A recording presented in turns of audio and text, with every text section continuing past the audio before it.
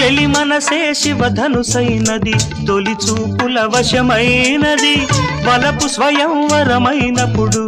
గెలువనిది ఏది ఒక బాణము ఒక భార్య అన్నది శ్రీరాముని చిరయసమైనది శ్రీవారు వరమిస్తే సిరులన్నీ నావి తొలి చుక్కవు నీవే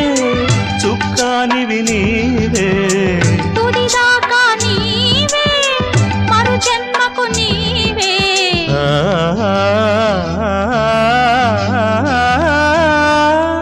జానకి కలగనలేదు రాముని సతి కాగలనని ఏనాడు